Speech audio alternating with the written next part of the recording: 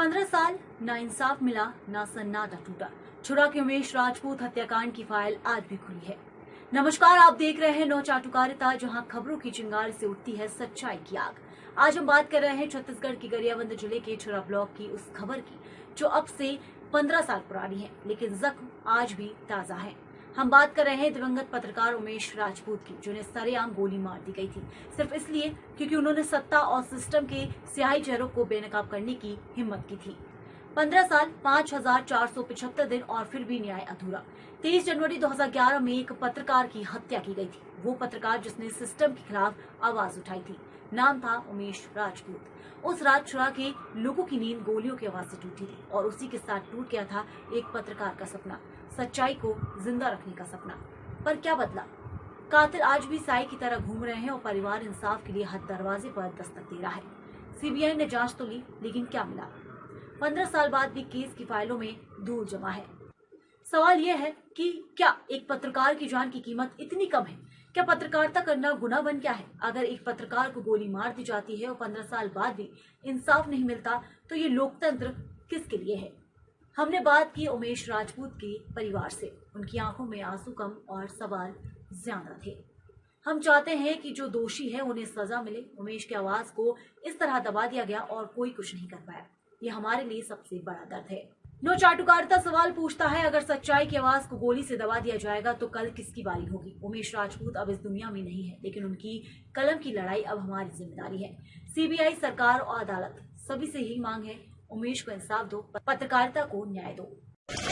जिस प्रकार उमेश राजपूत हत्याकांड की घटना आज लगभग 15 साल हो गया, 23 जनवरी 2011 को घटा था, और उसमें जो जांच एजेंसियां हैं जिन्होंने इस केस की जांच की, अभी तो फिलहाल ये सीबीआई के पास लंबित है मामला, लेकिन कुछ जो जांच की महत्वपूर्ण बिंदु है उसमें अब तक जांच एजेंसियों द्वारा जिस प्रकार जांच कर बात सामने आनी चाहिए वो अब तक नहीं आ पाई। हालांकि कुछ लोगों को उसमें आरोपी बनाया गया, लेकिन अभी तक उसमें एक भी अपराधी घोषित नहीं हुआ है, किसी को अब तक सजा नहीं हुई। जहां तक हम परिजन जानते हैं कि उस घटना की कुछ महत्वपूर्ण जांच बिंदु है, जिसे सही जांच की जाए तो उसमें बहुत कुछ खुलासा हो सकता था, पर जांच एजेंसियां अपने तरीके से जो कर रही है, लेकिन आज 15 साल बाद भी उसमें फाइनल रिपोर्ट उच्च न्यायालय में नहीं हो पाया है।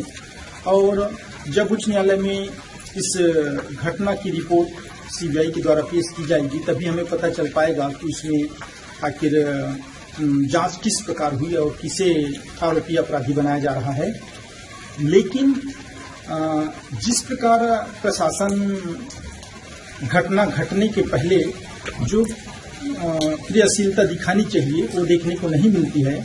जब उमेश राजपूत का घटना नहीं हुआ था, उसके कुछ ही दिन पहले जो छुरा हॉस्पिटल में डॉक्टरों के साथ जो विवाद या हाथापाई हुई थी, उसको लेकर उन्होंने स्थानीय पुलिस थाने में शिकायत दर्ज कराई थी, लेकिन उस पर उतना विशेष कार्रवाई नहीं हुआ। और कुछ दिन बाद इस प्रकार घटना हुई कि उनकी दिनदहाड़े गोली मार की हत्या कर दी गई। वहीं 2022 में मुझे भी घर तक गोली मारकर हत्या करने का धमकी भरा पर्चा डाला गया, जिसके बाद मैं स्थानीय पुलिस थाने में उनका रिपोर्ट दर्ज कराया था, लेकिन अब तक उन पर भी किसी प्रकार की कोई कार्रवाई सामने नहीं आई और शायद वो घटना का फाइल भी नस्तीबद्ध कर दिया गया है। जिसके बाद मैं आत्म सुरक्षा के लिए गन लाइसेंस के लिए जिला प्रशासन में आवेदन भी लगाया था, लेकिन आज 2 साल बाद गन लाइसेंस की जो आदेश है वो नहीं हो पाया है। प्रशासन को चाहिए कि घटना होने से पहले इन चीजों पर सक्रियता है, तो घटना घटने से पहले शायद उसमें लगाम लग सकती है।